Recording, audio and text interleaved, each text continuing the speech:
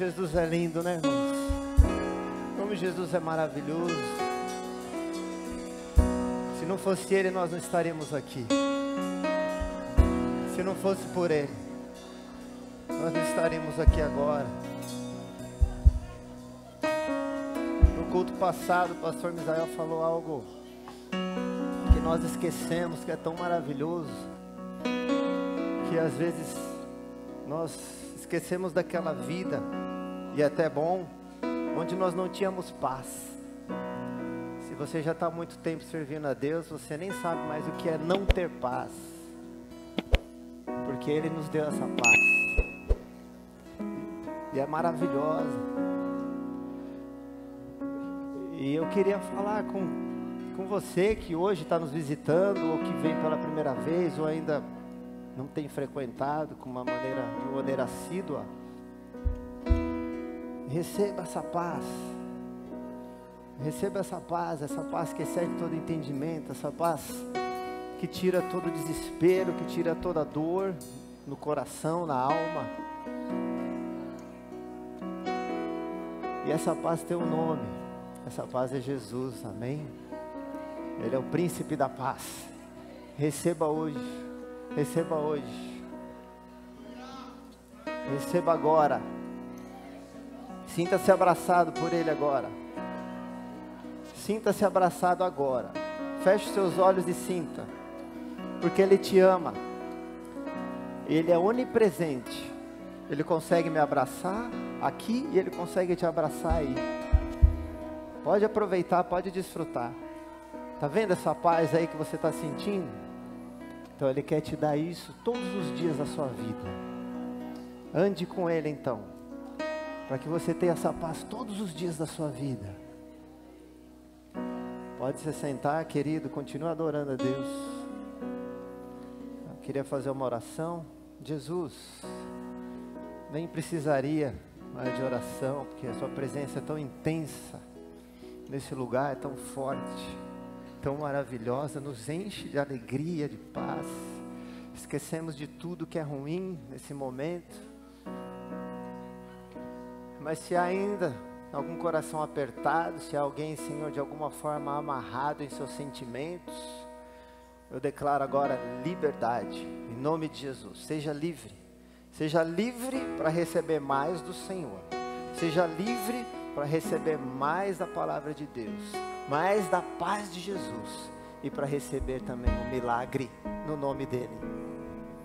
Nós entregamos tudo a Ti, entrego minha vida, minhas voz, tudo que sou, a cada pessoa aqui, Senhor, é Tua. Faça a Tua vontade. Amém. Amém, queridos? Glória a Deus. Como Deus é maravilhoso. Vamos aplaudi-lo? Obrigado. Tu és lindo, Jesus. Obrigado, obrigado, obrigado. Amém. Queria falar um pouquinho hoje com vocês sobre a glória de Deus. A glória de Deus. O que será que é a glória de Deus? Como nós entendemos o que é a glória de Deus? Bom, para começar então, quando nós começamos a nos relacionar com alguém, num relacionamento saudável, normal, é importante então nós buscarmos saber quem é essa pessoa, como ela é, quais são as intenções dela, qual é o seu caráter, para a gente poder, no futuro, nos entregar a essa pessoa, esse relacionamento, com confiança. Não é assim o normal, o que deveria ser um namoro, um noivado? Então conhecer a pessoa, conhecer seu caráter, saber que aquela é uma pessoa confiável, e então você pode se entregar naquele relacionamento. Com Deus é a mesma coisa. A gente acha muitas vezes que conhece Ele, mas tem algumas coisinhas que estão distorcidas. Então nós aprendemos desde criança de muitas fontes, como Deus é, quem é Deus, qual é o caráter de Deus, e às vezes não aprendemos da maneira totalmente exata. E isso pode nos confundir no relacionamento com Ele. A opinião, às vezes, de alguns familiares, de amigos, colegas de trabalho, ou várias religiões, tudo isso pode trazer uma personalidade, um caráter de Deus que pode não ser exatamente a verdade, quem Ele é realmente. Mas onde está essa fonte de informação verdadeira de quem é Deus e qual o seu caráter? Alguém sabe? Está aqui na Bíblia. Está aqui. Aqui mostra quem Ele é. Aqui mostra o seu caráter. Aqui mostra a sua personalidade. É aqui onde nós encontramos a revelação verdadeira para poder ter um relacionamento saudável com Ele. É algo importante, muito importante, nós sempre entendemos em qualquer situação que Deus é bom. Ok? Guarde isso no seu coração. Em qualquer circunstância, em qualquer situação, guarde isso no seu coração. Deus é bom. Em Êxodo, no capítulo 33, no verso 18 e 19, nós vamos entender aqui então o que é a glória de Deus. A glória de Deus. Êxodo 33, 18, 19, na Almeida Corrigida diz assim: então ele disse, Moisés, falando com Deus, rogo-te que me mostres a tua glória. Moisés falou o que para Deus? Me mostre a tua glória. Vamos ver o que Deus responde? Farei passar toda a minha bondade diante de ti, e te proclamarei o nome do Senhor. Terei misericórdia de quem eu tiver misericórdia, e compadecerei de quem eu me compadecer. Então, vendo esse texto, a glória do Senhor é a sua bondade. Deus é bom. Bondade. A glória de Deus é a sua bondade. Quando nós ouvimos essa palavra glória, vem na nossa mente tudo menos bondade. Vem na nossa mente algo relacionado à força, a poder, a construir, a submeter, a dominar, etc. Inclusive a palavra glória que Moisés usou aqui no texto, no original, no hebraico, ela é kabod, que quer dizer glória, honra, glorioso, abundância, riqueza, esplendor, dignidade, honra, reputação. Quando Moisés queria ver algo de Deus, na cabeça dele tinha isso. Não tinha bondade. E qual é o nome do Senhor? Ele não falou aqui, ó, farei passar a minha bondade diante de ti e proclamarei o nome do Senhor. Te proclamarei o nome do Senhor. Lá em Êxodo, no capítulo 3, no versículo 14, o Senhor disse o seu nome. Lembra lá na sarça? Quando ele apareceu a Moisés, e Moisés disse assim: eu vou libertar esse povo, mas eu chego lá e digo que quem me enviou? Deus então fala o seu nome. Vamos ver lá? Disse Deus a Moisés: eu sou o que sou. Disse mais: assim dirás aos filhos de Israel: eu sou, me enviou a vós. Esse é o nome do Senhor. Mas espera aí, o que é isso? Eu sou o que sou? No original, essa palavra, no hebraico arcaico, essa palavra, diz assim: Erie, Asher, Erie. Esse eu sou o que sou. No original está assim. E no original aramaico, hebraico arcaico, desculpa, é exatamente assim, seria traduzido exatamente assim: eu serei o que serei. Ela tem o sentido de tornar-se. Então, numa tradução desse contexto mais correto, seria assim, ó: eu me tornarei o que você precisa que eu me torne. Esse é o seu Deus, esse é o meu Deus. Amém? Esse é o nome dele. Ele pode ser aquilo que você precisa que ele se torne.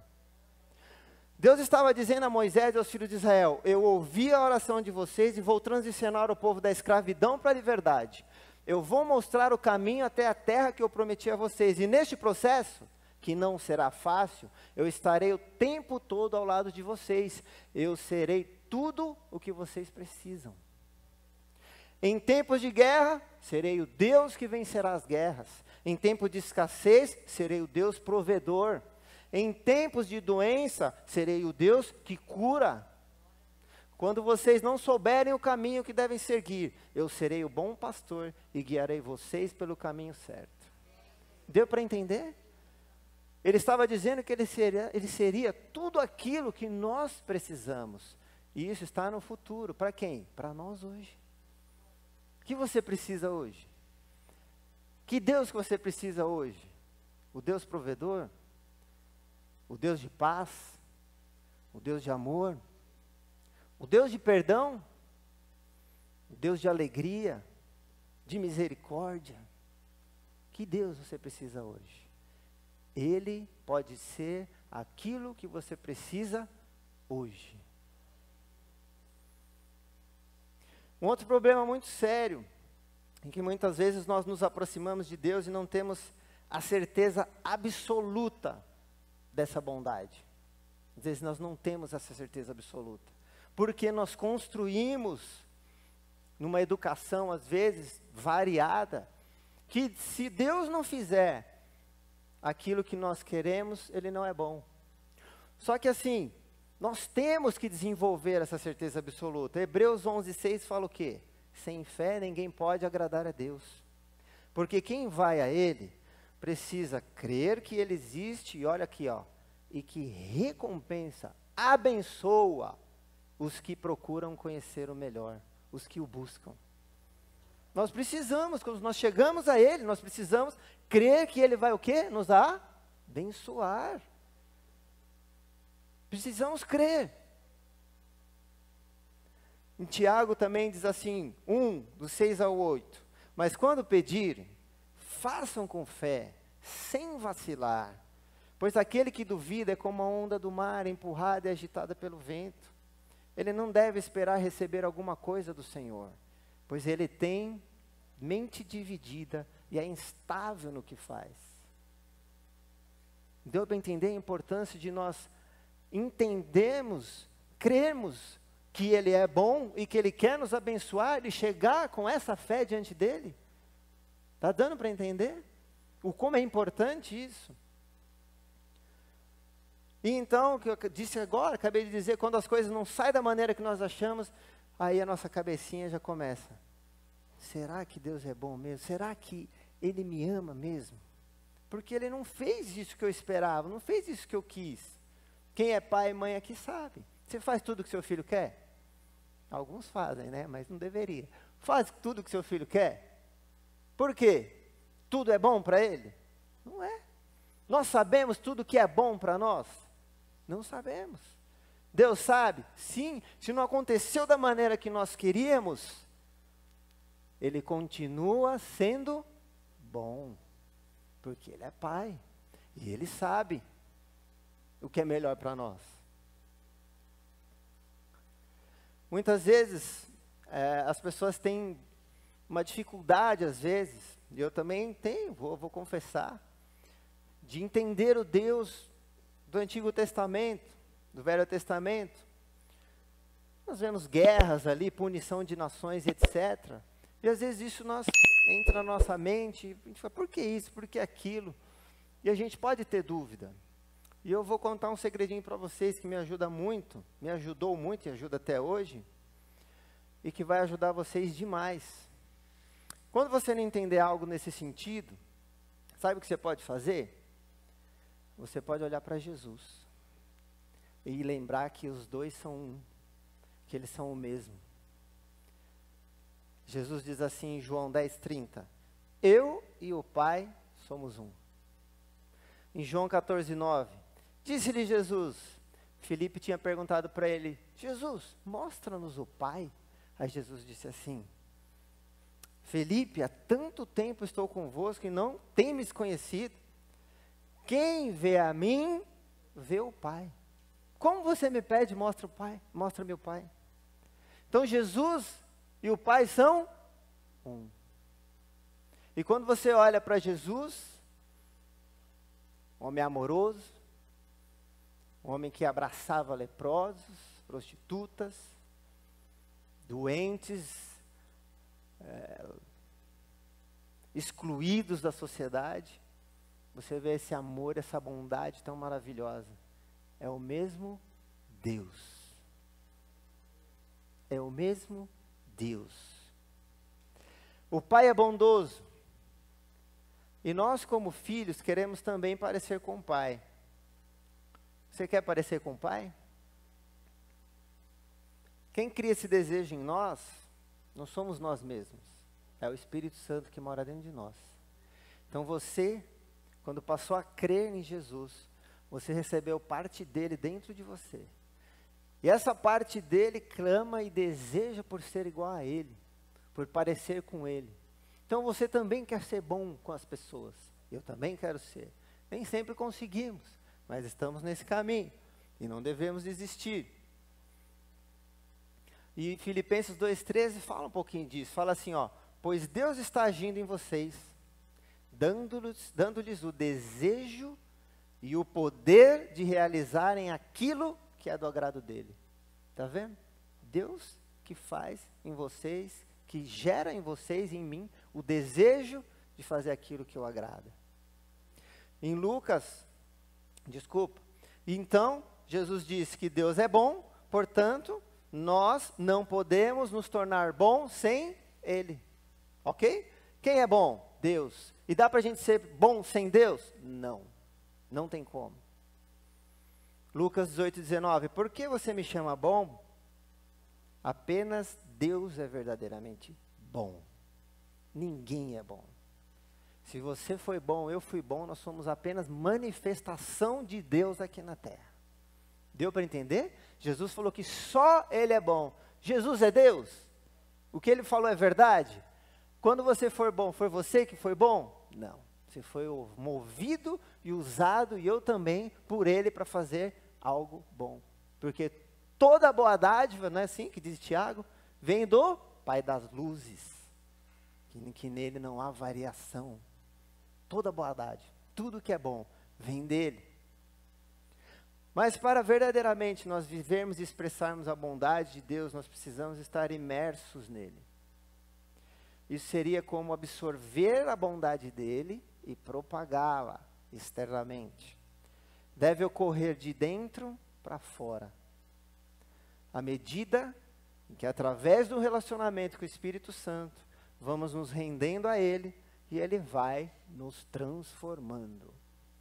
Às vezes a gente quer forçar a ser bom.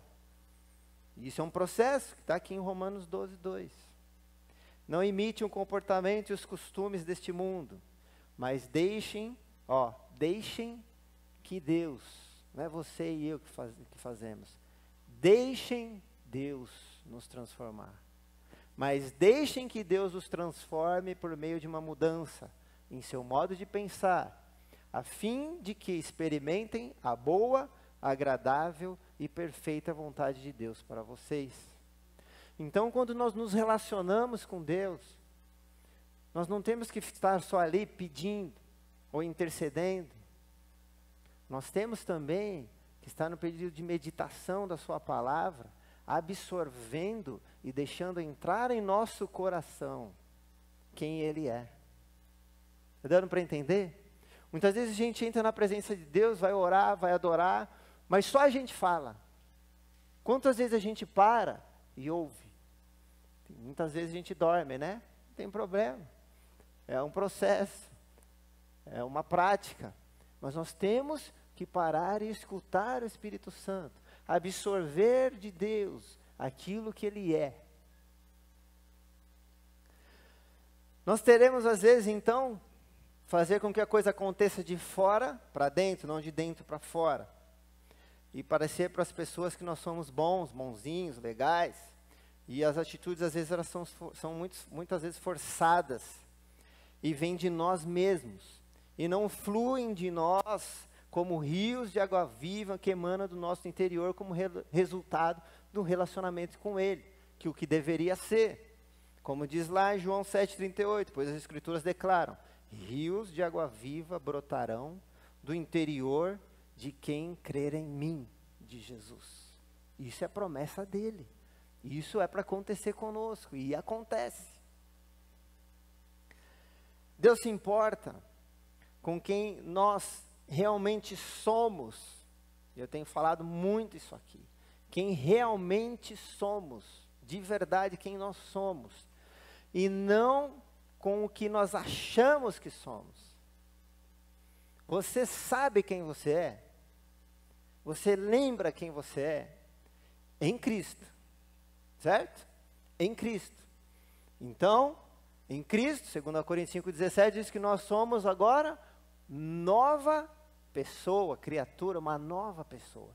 Nós temos que entender isso, a gente não entende. Eu fico assim pensando, muito cristão com medo da morte, gente com medo de morrer. Por quê? Porque não entendeu ainda que está tudo misturado. Está tudo misturado. Você está sentado com Ele lá no céu. Você é um ser agora espiritual que tem acesso lá e aqui, lá e aqui. Para você é tudo igual. Você só precisa aprender a entrar nessa dimensão. E para você vai ser só uma passagem, não vai ser surpresa nenhuma a hora de morrer. Está dando para entender, gente? A gente não vive assim. A gente fica achando que o fim está aqui. Aqui é um meio. E lá tem a eternidade. E a gente agora é um ser que interage com a eternidade, com o espiritual e aqui com o físico. E isso foi nos concedido por Ele. Eu e você hoje somos essa criatura. Ele nos vê assim e espera que nós vivamos assim. Só que a gente ainda não entendeu e a gente ainda está vivendo na terra. Ou com os olhos na terra, com os objetivos da terra e morrendo de medo de morrer, de não cumprir um objetivo da terra. Morrendo de medo de morrer é bom, né? Mas desesperado para não morrer com medo de cumprir o objetivo na terra. Porque falta essa mistura. Nós somos seres espirituais. Se você já orou e já entrou numa dimensão com Jesus espiritual, você sabe que quando você está, que eu creio que se diz lá no Antigo Testamento, em espírito, como aconteceu com Ezequiel e vários homens de Deus, e pode acontecer com todos nós, certeza que qualquer um que entrar na presença de Deus e ser levado nessa dimensão de espírito, vai entender o que eu estou falando. Quando você está nessa dimensão, você está conversando com Jesus, com Deus, no Espírito Santo, mas nessa dimensão, você entende isso, você passa a não só entender, ver com seus sentidos, mas parece que você ouve tudo que está a 360 graus e coisas que estão longe de você, enxerga, vê e consegue assimilar o que você está falando com Deus, com o que está acontecendo, os barulhos aqui da terra. Esse é o ser espiritual. Esse é você, esse sou eu. Só precisamos aprender a se aprofundar nisso. Então, quem somos nós? Nova criatura. Romanos 8,16, João 1,2. Filho. Você que está aqui, que já conhece Jesus há muito tempo, e já reconheceu Ele como Salvador, você é o quê? Filho. Se você ainda não reconheceu, você é criatura. E agora, Jesus ama os dois, sim ou não? Igual. A única diferença é que o filho tem herança. Deu para entender? O filho tem acesso à herança. A nova criatura, a criatura ainda não tem. Mas quando ela aceitar o filho e entrar na dimensão espiritual, ela então tem acesso à herança. Ela passa a ser essa nova pessoa com conexão e liberdade para o mundo espiritual e o mundo físico. Agora você pode se tornar filho e ter acesso ao mundo espiritual. E ter acesso a Jesus, ao Pai, aos mistérios de Deus, ao sobrenatural. Agora, no estalar de dedos. 1 Coríntios 6,17, olha só, você está unido com o Senhor e você é um com Ele em espírito. Um. Isso é o que eu estou falando aqui, é quem você é. Você não é essa pessoa, não sou eu, Daniel. Não, eu sou visto por Deus como uma pessoa diferente. Unida com Ele, com um propósito, com um plano eterno. Mas eu sou diferente de você? Não. Exatamente da mesma forma, Deus se uniu, está unido com você e tem um plano e tem algo maravilhoso para a sua vida. Todos, sem exceção. Você é geração eleita, sacerdócio real, nação santa, povo exclusivo e foi escolhido para anunciar as grandezas dele, que te chamou das trevas para a luz. Porque quando nós não éramos nova criatura, nós estávamos cegos. Agora, nós enxergamos além. Isso é o que você é. Estou falando só um pouco aqui, não vai dar para falar tudo. 1 Coríntios 3,16, você é a casa de Deus. 2 Coríntios 5,18, olha que lindo. Você e eu somos ministros da reconciliação de Deus com os homens. Então as pessoas não sabem que elas têm esse acesso. Elas não sabem que elas podem ser essa criatura. E nós podemos dizer a elas, você pode ser um com Deus. E você pode se relacionar com Ele intimamente. Ele pode morar dentro de você. E você pode ter acesso ao céu. Nós somos chamados a isso. Então nós somos tudo isso em Cristo e ainda muito mais. Mas sabe o que acontece às vezes conosco? Nosso coração ainda não se convenceu disso. E sabe como ele vai se convencer? A gente tem tudo isso. Já vimos várias vezes essa história do, vou te dar um cheque aqui.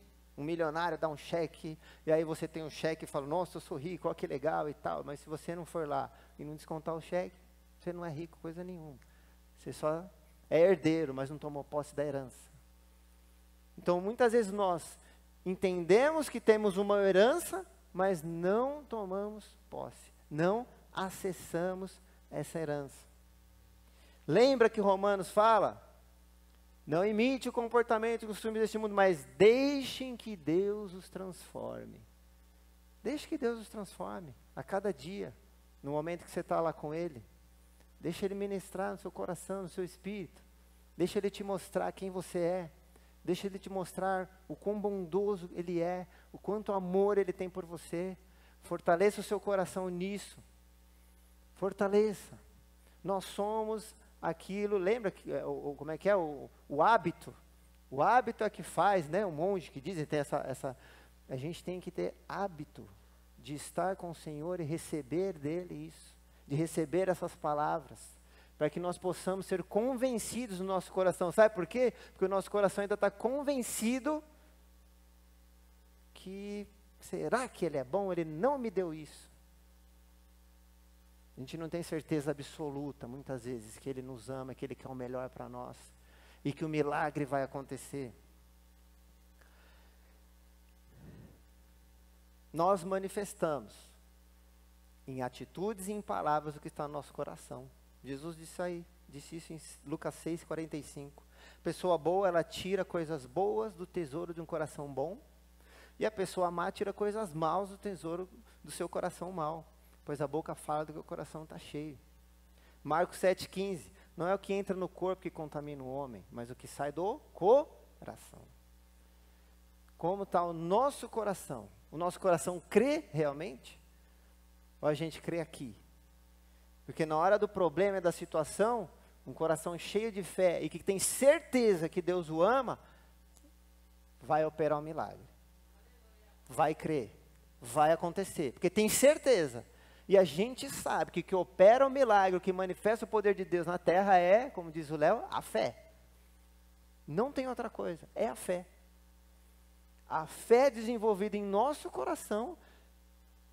E o poder da fé, como ele disse, é uma semente de mostarda, move uma montanha. Imagina então uma semente de abacate, o que faz? A fé, ela é manifesta quando o nosso coração está convencido, crê cegamente de que Deus é bom. Crê. E se nós não tivermos fé, não vai acontecer. Lembra que Jesus não foi... Tem uma cidade que ele não fez muitos milagres, porque não criam nele. E ele disse até, um profeta não é bem recebido na sua própria terra. Por quê? Porque as pessoas já tinham visto ele crescer, viram com os olhos, com seus sentidos, não conseguiam crer no que estava por trás, no espiritual, no sobrenatural. E já os outros que não viram nada disso, caso do centurião, que foi o homem que ele disse que nunca tinha visto uma fé como aquela, não era hebreu, não era religioso, não era judeu, mas era um homem que cria. Então o que desencadeia o milagre é a fé. E como a fé é desenvolvida? Lembra do relacionamento que eu falei lá no início? Se você não passar tempo com Ele, vendo o caráter dEle, o quanto Ele é bom, o quanto Ele é maravilhoso, o quanto Ele te ama, o quanto Ele te quer bem, na hora que acontecer o problema, não vai estar seguro o seu coração falando, isso aqui aconteceu, mas Ele me ama. Eu sei, eu passei tempo, ele falou comigo, ele falou no meu coração, falou no meu ouvido, eu sei que ele me ama. Eu tenho certeza que isso vai acontecer assim. E vive sua vida normal. Porque você tem certeza que vai dar certo. Isso é fé. Mas por quê? Porque você se relacionou. Você provar e vede que o Senhor é bom. Você passou tempo, você provou, você viu. Agora você acredita. Pensa numa pessoa que você confia muito. Essa pessoa que você confia muito, você conheceu quando? Ontem? Você passou tempo com ela, você passou anos com ela. Você conhece o caráter dela, você sabe quem ela é. Enquanto você não passar, e eu não passarmos tempo com Deus, convencendo o nosso coração do caráter e da bondade dele, a fé não vai ser liberada. A fé não vai acontecer. O coração pode ser mudado fazendo isso. E ele diz assim, ó, como? Acabei de falar, Tiago 4:8, aproxime-se de Deus e ele se aproximará de você. Lave as mãos, pecadores, purifique o coração, vocês que têm a mente dividida. Colossenses 3:15, permitam que a paz, permitam, como você permite? Estando perto dele, do lado dele. Ele nunca vai forçar nada. Que a paz de Cristo governe o seu coração. Permitam. João 14:1, não deixe que o seu coração fique aflito. Cabe a quem conduzir o nosso coração? Nós mesmos. Não deixem, vocês, não deixem que seu coração fique aflito. Creiam em Deus, creem também em mim. Creiam também em mim. Creiam também em mim. Vamos repetir? Creiam também em mim, Jesus.